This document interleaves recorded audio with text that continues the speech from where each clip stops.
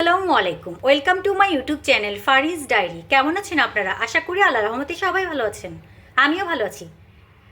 ইদানিং কিন্তু আমি পাহাড়ি সবজি খেতে খুবই পছন্দ করছি, এই জন্যই কিন্তু আমি অনেক ধরনের পাহাড়ি আইটেম নিয়ে আসছি আর রান্না করে মজা করে করে খাচ্ছি। এটা কিন্তু পান আলু, এটা আমি কবুতরের মাংস দিয়ে রান্না করব। বিভিন্ন সবজি বিভিন্নভাবে রান্না করতে আমার ভালো লাগে, কখনো শুটকি দিয়ে, কখনো মাছ দিয়ে, কখনো না হয় বিভিন্ন রকম মাংস দিয়ে। আমি ভাবলাম পান আলুটা কবুতর দিয়ে রান্না করা যাক।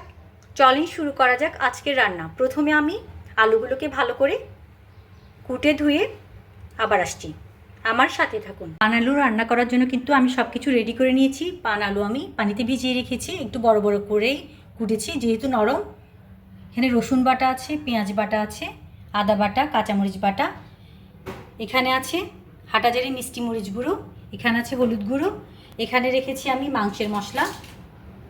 এই রাঁধুনি মেজবানির গরুর মাংসের মশলাটাই ব্যবহার করছি। এখানে নর্মাল যে মশলাটা থাকে ওটা, আর এটা হচ্ছে গরম মশলা। আপনারা এই দুই প্যাকেটই থাকে, যারা ব্যবহার করেন তারা তো জানেন। আর এখানে আছে কবুতরের মাংস। এবার আমি কবুতরের মাংসগুলোকে একটু মেরিনেট করে নিচ্ছি। পেঁয়াজ বাটা, রসুন বাটা, এগুলো একটু আমি পানি বেশি দিয়ে কিন্তু বেটেছিলাম, ব্লেন্ড করেছিলাম, পরিমাণে কিন্তু আমি বেশি দিইনি বাটাগুলো। আদা বাটা দিলাম, এবার দিয়ে দিচ্ছি কাঁচামরিচ বাটা,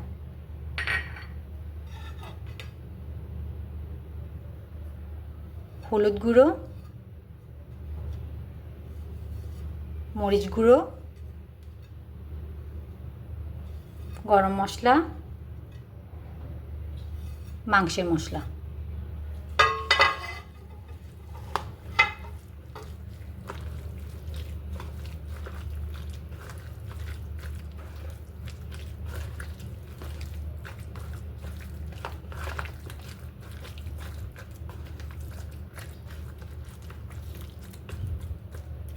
এভাবে থাকুক কিছুক্ষণ। এবার আমি আলুগুলোকে একটু হলুদ লবণ দিয়ে ভেজে ফেলবো।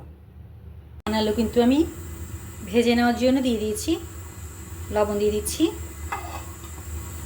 হলুদ গুঁড়ো দিয়ে দিলাম।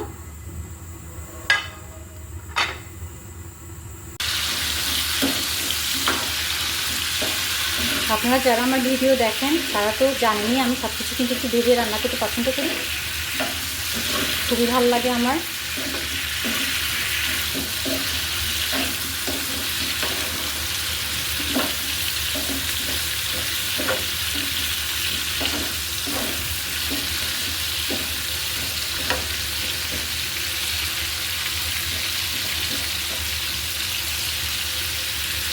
আলুগুলো ভালো করে ভাজা হলে আমি আবার আসবো। আলু কিন্তু আমার প্রপার ভাজা হয়ে গিয়েছে, এবার আমি এগুলো পাশের চুলায় নামিয়ে নিচ্ছি। পাত্র চেঞ্জ করে নিয়েছি আমি, তেল কিন্তু আমি আগেই গরম করে নিয়েছিলাম, আবার ঠান্ডা হয়ে গিয়েছে, সমস্যা নেই। ম্যারিনেট করা কবুতরের মাংসগুলো দিয়ে দিচ্ছি।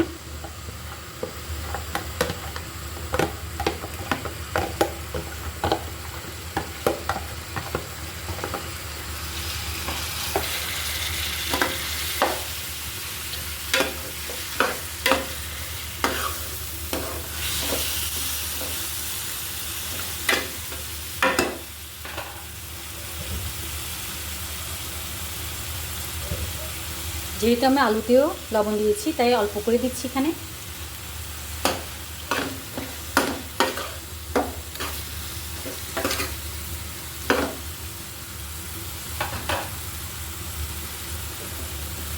কম আছে কিছুক্ষণ কষিয়ে নিব।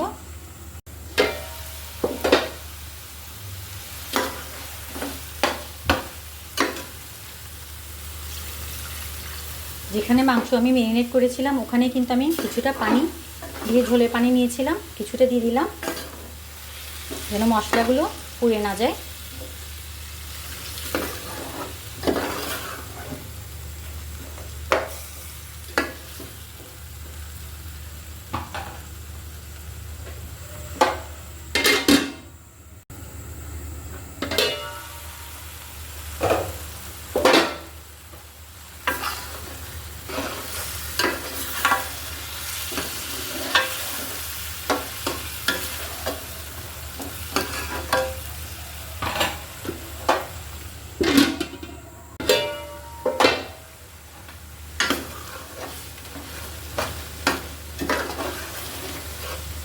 ভালো করে কষিয়ে নিচ্ছি আমি। কষানোর উপরেই কিন্তু ডিপেন্ড করে রান্নাটা কি মজা হবে কি হবে না।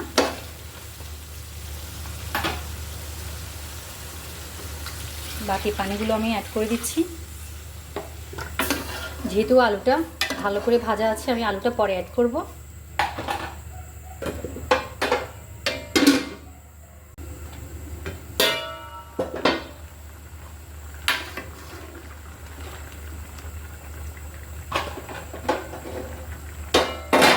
এই পর্যায়ে দিয়ে দিচ্ছি আমি ভাজা আলুগুলো।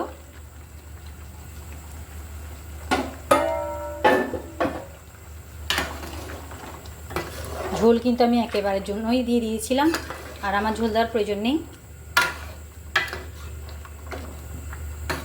কেউ যদি আলু ভেজে না ভেজে রাখেন, তাহলেও কিন্তু আগে আগে আলুটা অ্যাড করে দিতে হবে। আমি যেহেতু আগে ভেজে নিয়েছি আলুটা, তাই আমি পরে অ্যাড করেছি।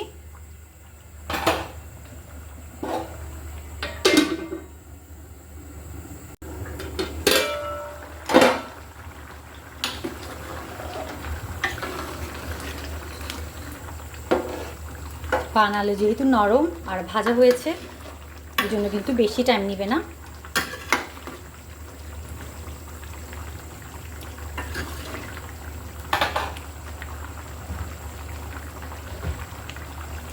লবণ চেক করেছি, আর একটু লবণ লাগবে।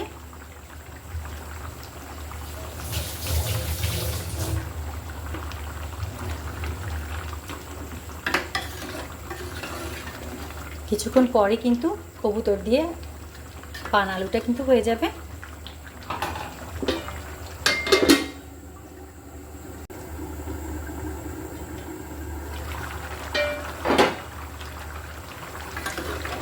আমার রান্না কিন্তু হয়ে গিয়েছে। খুবই সুন্দর আর লোভনীয় হয়েছে। আমি আপনাদেরকে কাছ থেকে নিয়ে দেখাচ্ছি আমার রান্নাটা কেমন হয়েছে। আমার সাথে থাকুন।